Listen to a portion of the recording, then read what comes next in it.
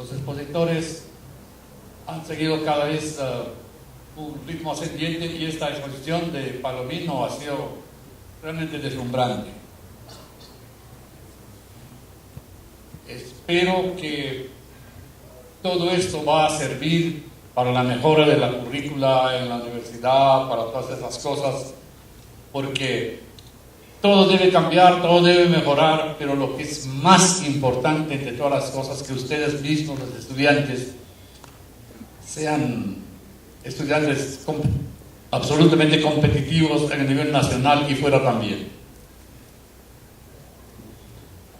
El escenario internacional es lo primero que quiero ver, es empezando con China. China tiene un desarrollo, del cual he sido testigo 4 veces, cada 10 años he estado en China en los últimos 50 años, digamos, y entonces vi cómo ese país se desarrollaba, y la opción de que ese país sea la gran potencia económica del mundo en los próximos 30, 40, 50 años es una opción que hay que tomar en cuenta. Tenemos una buena ligazón actualmente y principalmente por razones de minería con ese país. También van a seguir siendo importantes en el futuro próximo Estados Unidos, Canadá, toda América, que irá creciendo también, en Europa y Rusia, y en África como un productor de metales seguirá siendo de interés. En América lo que está ocurriendo en este momento ha sido una desaveniencia política fundamentalmente en la zona sur del continente, y dentro de esto surge una esperanza muy grande, a mi juicio, que es la Alianza del Pacífico. Esa alianza que contiene a Chile, Perú, Colombia y México, creo que va a ser una posibilidad de desarrollo enorme, porque el desarrollo de esos países con Brasil al frente, que no tiene cara al Pacífico, cuya cara más obvia es Perú, pero otros también, hará que Brasil mantenga un interés muy grande de ser próximo, si no aliado en algún momento ya de esta unión. Y si es Brasil, gravita para todo el resto del continente, y muy posiblemente en los próximos 10 años la diplomacia va a haber un crecimiento del número de miembros de esta asociación. Pero vamos a hablar ahora un poco más del Perú en general. La región sur es una región que está en un crecimiento muy fuerte, mineralmente hablando, un crecimiento muy fuerte. Ica es excepcional, pero se desarrolla fundamentalmente agrario. Como se dijo acá, Ica es quizá el único lugar que tiene pleno empleo en el Perú, y además es captador de empleo de Ayacucho, como quedó dicho antes. El centro fue el prodigio de la minería nacional durante muchas décadas previas a estas últimas, y el norte era siempre la gran esperanza, y lo que iba a ocurrir alrededor de Yanacocha y compañía. Acá se esperaba que las cosas fueran mucho mejor. El potencial minero actual de la zona aquí de Cajamarca es un potencial realmente espectacular, pero de por qué se detiene vamos a ir hablando en estos tiempos, y yo no tengo ninguna gana de ponerme en mi léxico perdonavidas con quienes causaron esta clase de problema para esta región. La riqueza, en una de tantas definiciones, se constituye según 5 factores que tienen que estar forzosamente presentes. Ninguno puede faltar, porque si uno solo falta, no hay generación de riqueza. El primero de esos factores es el Estado y sus poderes, no solamente el poder ejecutivo, todos sus poderes y todos los organismos del Estado. De esta manera, el hombre que representa al Estado, es el presidente de la República, él mismo debe mirarse como un factor de la riqueza y no solamente como un factotum de la dirección del país. Después viene la empresa que tiene lugar ahí donde hay el factor natural, en el caso de la minería, la riqueza minera. Eso de la riqueza minera constituye el tercer factor, es la naturaleza. No hay mineral, los mineros por ilustres que sean no pueden inventarlo, es la única cosa que no pueden hacer. Si hay y es económico, van a encontrar la manera de sacarlo de todas maneras.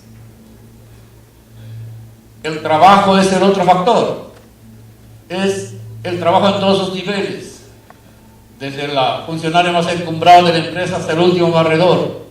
Todos constituyen la fuerza laboral, y esa fuerza laboral para ese sector tiene que ser sumamente especializada. Se dice que de aquí al año 2015 nomás, aquí ahorita, próximo año, segundo año de aquí adelante o tercero, va a haber una crisis de empleo, especialmente a nivel de profesionales, y que muy posiblemente el Perú va a tener que volverse, si el desarrollo minero se da en la manera que se espera, un importador de talentos. Esto parece algo que no estaba dentro del marco de lo creíble hasta hace muy poco, pero parece que podría darse si no aceleramos el paso en la formación de la gente que necesita la minería, en todos sus niveles.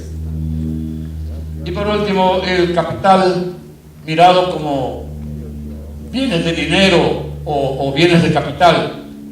Entre estos factores, el Perú tenía una escasez para poder desarrollar su minería en el nivel de una magnitud muy grande, y dependía en mucho de que el gobierno, el Estado mismo diera un nivel de confianza para que la inversión viniera, y finalmente porque la Constitución misma del Estado lo propicia ahora, y por la actitud de diversos gobiernos vino siendo constructivo en el sentido de propiciar la inversión extranjera.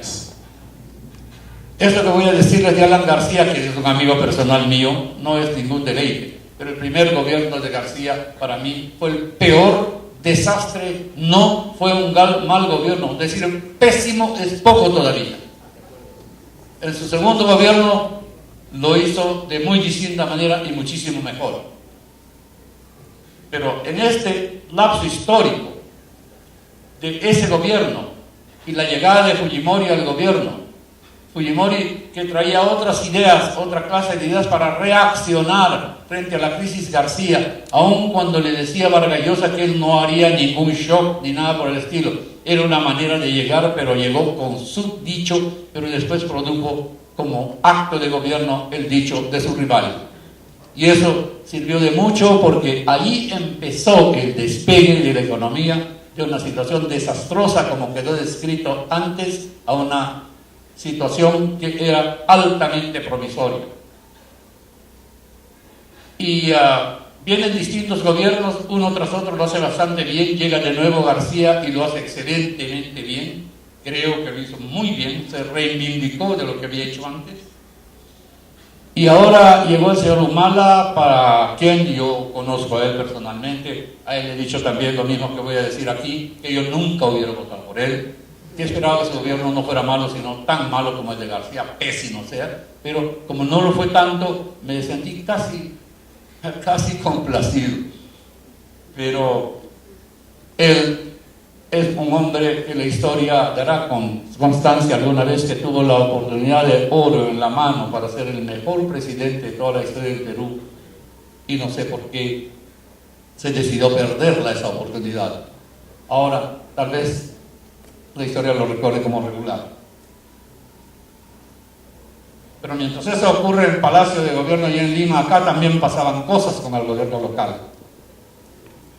Desde el primer momento que empezaron las circunstancias que se fueron dando con personajes y con acciones, con actos del desenvolvimiento minero, económico, político, administrativo aquí en la región, tenía ojos para ver, suficientemente viejos ya para darme cuenta que no estábamos yendo por buen camino.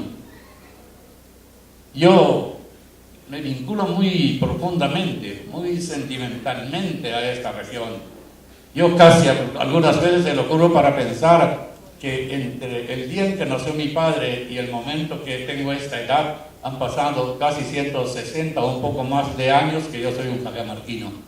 Así que esta es una razón que me liga más todavía a intentar darles con la mayor humildad, pero con la mayor claridad y en lo posible con la mayor honradez posible mis puntos de vista. Así no gusten a veces, pero los factores van a ir dándose en la medida en que nosotros mismos reaccionemos. Yo he visto, por eso, en la economía un ímpetu que se fue amenguando. En el nivel político, una actitud de gobernantes pasados con gobernante futuro, con gobernante actual, en el sentido de destrozarse en críticas unos a otros. Tenemos que aprender a comprender que la Presidencia de la República es una institución que nos influye a todos. Recuerden el dicho, el cuento de que una vez una señora llevaba en la procesión del Señor Milagros a su hijita y la procesión estaba totalmente topada, compacta, y la niña lloraba, y al momento alguien dijo por ahí, ¿cómo se le ocurre a esta señora traer a la niña a la procesión? Y un señor por ahí, un viejo, ya le dijo, ya está aquí, ayudémosla a que avance. Este es el punto de vista que para mí es válido respecto al presidente de la República. A mí puede que el señor Humala no me guste mucho políticamente, pero me siento obligado a defenderlo, a procurar apoyarlo, a procurar orientarlo.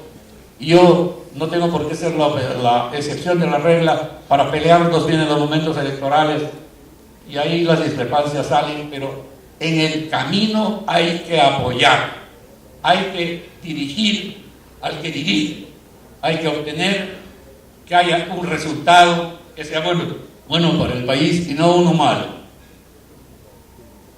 En la legalidad también tenemos fallas. La legalidad tiene mucho que ver con la capacidad de inversión. Si no se garantiza la legalidad al interior de un país, los inversionistas no van a venir con la dedicación, con la cantidad de recursos que sería posible esperar. Si el ambiente legal en un país se vuelve desconfiable, la gente no tiene por qué venir. Así como cualquier persona piensa que el dinero que ganó esté en su bolsillo y ojalá le sirva para todo, y ojalá le alcance para todo, y ojalá mejor crezca que disminuya, igual le pasa a cualquier inversionista. Es una reacción normal. Las reacciones sociales en nuestro país han sido a veces muy negativas, no solamente en alguna parte del Perú, en muchas partes del Perú.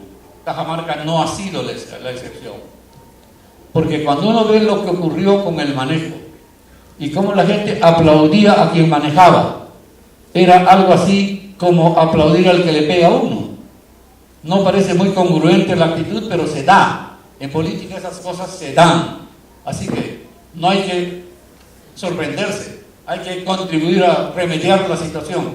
Una de las maneras más importantes de remediar la situación cuando se vincula al factor vitero es que esta universidad está produciéndolos a ustedes. Ustedes tienen la responsabilidad de ser cualitativamente muy buenos y la responsabilidad de ser los futuros contestatarios para que las cosas vayan por su debido camino.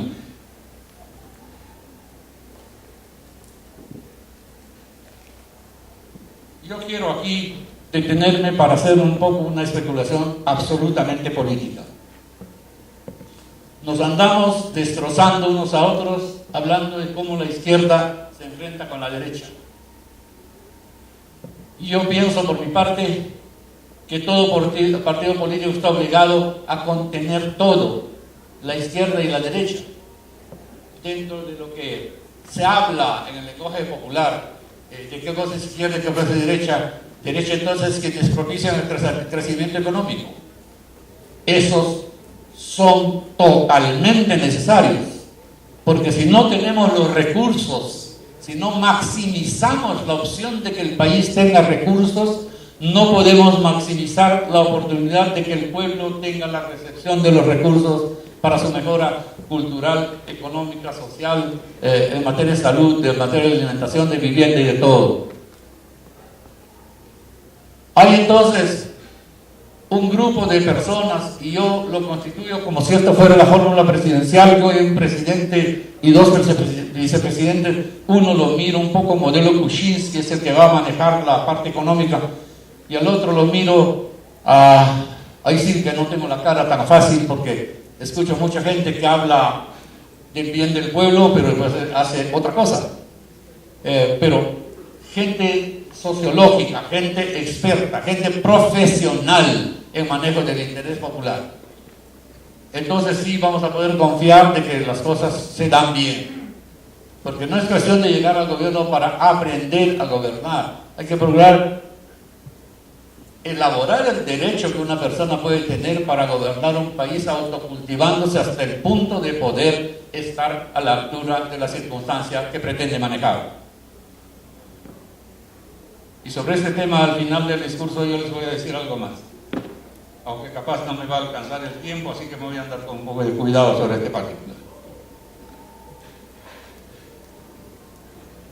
La Alianza del Pacífico tiene una opción de 221.000 millones de dólares de opción de inversión en minería, de los cuales el Perú está en las vecindades de una opción de 60.000 millones de dólares. En la macro región sur, estamos hablando de que de esos estarían más o menos 21.000 millones con opciones inmediatas. En la región centro hay otro tanto más o menos igual. En la región norte, donde las opciones de consumir otro tanto igual serían francamente claras, las opciones de momento no están dándose suficientemente claras, pero están. Están porque cuando ustedes le hablan de riqueza minera en el Perú, hablamos de cuánto es la cantidad de reservas que puede tener en los distintos rubros de la riqueza minera el Perú, hablamos de lo que ahora conocemos, pero no hablamos de lo que está por conocer. Rómulo Mucho esta mañana les habló de dos nuevos importantísimos proyectos de los cuales estoy seguro que el 90% de esta sala no sabía ni remotamente de su existencia. Pero son dos realidades nuevas y cada tanto tiempo hemos venido teniendo realidades nuevas. Actualmente en el Perú puede haber 500 proyectos, de los cuales 50 los vemos como proyectos actualizados, manejables y que van a entrar en operación en algún momento. Algunos muy importantes como este de aquí de ustedes, el que tiene nombre de baile. Entonces, lo que puede seguir viviendo en materia de nuevos descubrimientos mineros puede ser espectacular. Yo siento para mí que el Perú ni siquiera el 10% de sus propios recursos está conocido, quizá ni el 5%, para decirles algo de lo que yo espero en materia de riqueza minera de este país.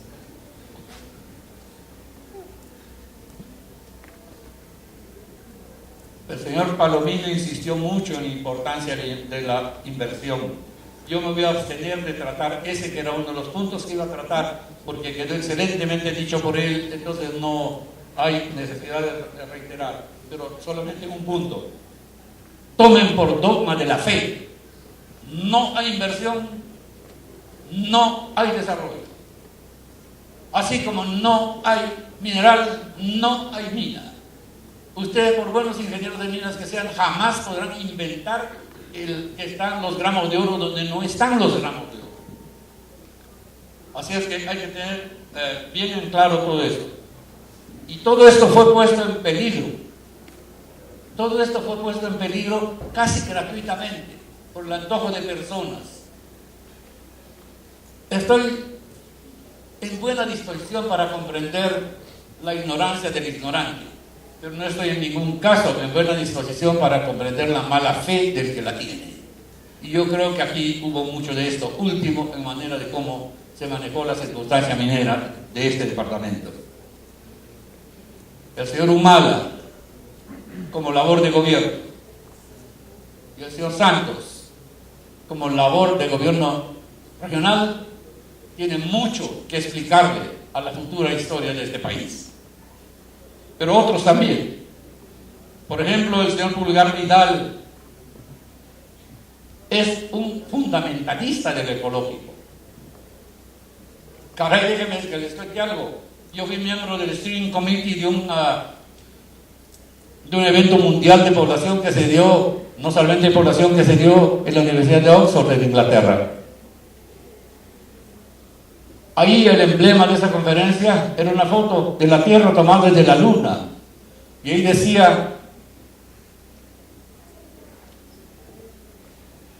"This is home. There's no any alternative as far." Entonces, si es nuestra casa y no hay alternativa, cuidémosla. Yo, por tanto, no puedo estar en contra del cuidado ecológico, porque fui uno de los promotores de la idea de defender esta cuestión, este tema a nivel mundial, no solamente a nivel peruano. Porque si puedo hablar un poquito de ese tema, como presidente de una institución peruana, fui elegido miembro de la institución americana, con sede en New York, como miembro de eso, fui elegido miembro de la Comisión Mundial con sede en Londres, y entonces en este tiempo me andaba por todas partes del mundo, una tras otra vez, para procurar contemplar cómo era mejor manejar los intereses de la población, no solamente a nivel de mi propio clan, de mi propio país, de mi propia tribu, para decirlo de alguna manera, sino a nivel también de las tribus ajenas. Pero nosotros tenemos, por ejemplo, el organismo del agua, ANA-ALA. ANA para lo nacional, ALA para lo local. ¿Se preocupan por manejar el agua? ¿Eso está mal? No, eso está bien, y muy bien. Lo que está mal es no definir las cosas. Aquí en Cajamarca dicen: ¿hay agua suficiente? Las voces de los entendidos dicen sí. ¿Por qué? Porque cae agua suficiente, y mucho más que suficiente. Pero tan pronto caen las cumbres, en 8 o 10 horas está en el mar. El agua tiene que ser retenida con represamientos, con lagunas que se manejan, con cosas de esta clase, porque aquí en Cajamarca, con el agua que hay, los declives que hay, las circunstancias que se dan, no habría por qué no tener agricultura durante todo el año. ¿Por qué solamente estacional? Porque no la hemos manejado hasta acá. Y cuando una compañía minera, para poder manejar sus intereses, que también son legítimos, dice: ok, nosotros le solucionamos el problema, dice: no, no nos interesa. ¿Cómo se puede decir no nos interesa a un parámetro de esa clase? Miren, ¿de qué depende el desarrollo del país? De sus sectores económicos. ¿Y esos cuáles son? En lo primario, agricultura, pesca y minería. En lo secundario son construcción e industrias. En lo terciario son todos los servicios, empezando por el gobierno, siguiendo por la banca, siguiendo por la salud, siguiendo por la educación, siguiendo por todos los que son servicios, el transporte, la hotelería, el turismo, y etcétera, todo junto. Y la rentabilidad mayor se da ahí donde está el sector terciario. ¿Por qué? Porque ahí no hay cómo evitar de tomar el ómnibus, ahí no hay cómo evitar de comer, no hay cómo evitar dormir, no hay cómo evitar la importancia de tener un lugar donde vivir, o darle de comer a su familia, o de vestir a su esposa y a sus hijos. Entonces, todos tenemos que consumir el sector terciario, pero no todos entran en la producción primaria, así sea agricultura, pesca, minería. Entonces, cuando un país como el Perú se da que prácticamente más de la mitad del total de las exportaciones depende de un solo sector, eso mismo significa que ese sector es algo así como la caja del país. Ahí está la posibilidad de la plata para mantener los intereses del país. Esto es claro como eso y simple como eso. Por eso el interés minero es muy grande, y claro, además porque es un factor promotor. Por un empleo minero, hemos escuchado, hay 8 o 9 empleos por cada uno de minería, hay de empleos indirectos, y eso se dan. Por eso cuando hablamos de ¿cuánto es la minería? 14% del PBI, ¿sí? ¿Y cuánto del sector metal mecánico, del sector industrial en general, del sector construcciones, etcétera? ¿Cuánto viene de la minería? ¿Cuánto viene?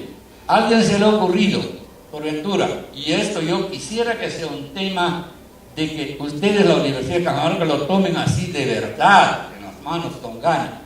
¿Cuánto del producto producto bruto minero vendido al exterior se queda en el país. Si está en un café con jóvenes izquierdistas, van a decir, todo se lo llevan los gringos. ¿Sí? Los salarios también, los impuestos también, los transportes también, los seguros también. En fin, todas las otras opciones de cosas que se van quedando en el país. Yo sostengo acá categóricamente, que entre el 30% más o menos de impuestos, que son lo que paga el sector minero, y todos los demás egresos que se quedan aquí en el país, del total de los ingresos de la minería, yo sostengo aquí delante de ustedes que fácil, el Perú recibe más del 70% del valor bruto de la producción minera. Y vamos a ver si ustedes pueden tomar este tema en serio, porque este tema es absolutamente importante, porque de este tema va a depender la opción que ustedes mismos tengan en sus desarrollos profesionales futuros, de poder hacer sus propios negocios, sus propios trabajos, sus propias aperturas hacia inversiones de sus ahorros en negocios colaterales que también pueden ser altamente rentables y altamente interesantes. Había muchas cosas, otras cosas que yo quería decir, pero creo que mayormente son cosas que yo podría prescindir porque se han tratado por otros conferenciantes con brillantez, porque después de tanto escuchar buenas exposiciones, pues yo les estoy dando la ocasión de escuchar una mala por fin.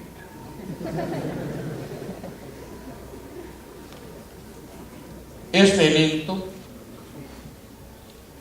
es el primero, creo. Los exhorto a que después de este vengan muchos más. Propónganse a ustedes mismos hacer algo de esto cada 2 años.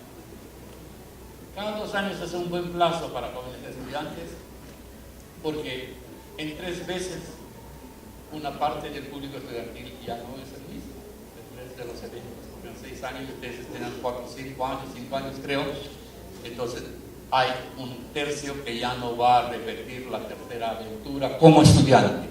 Ojalá que sí como profesional, porque solo una materia hay que mantenerla acá y acá. Entonces el futuro político ahora en el Perú, ¿cuál es? Ahorita en 2 años, menos ahora, un poquito menos, vienen las elecciones, se va el señor Humala, lo deseo de todo corazón. Se va el señor Santos, también lo deseo así de todo corazón. ¿Por qué? Porque creo que hay opciones mejores. ¿Qué puede suceder con esas opciones mejores? Actualmente, por allá está Alan García, que parece que no tuviera opción, tiene 4% creo ahora.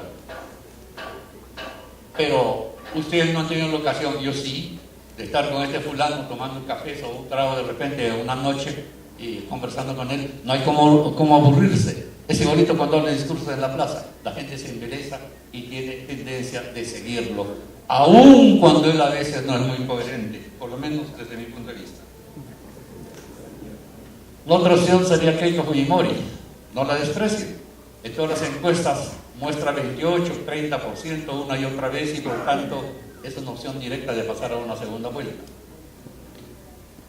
Ahora, así como se ven las cosas, Pedro Pablo Kuczynski sería una opción también. Y hablan de un anónimo, un cierto fulano en alguna parte se encuentra, de repente en este mismo salón, y un nuevo, el no previsto. Puede darse.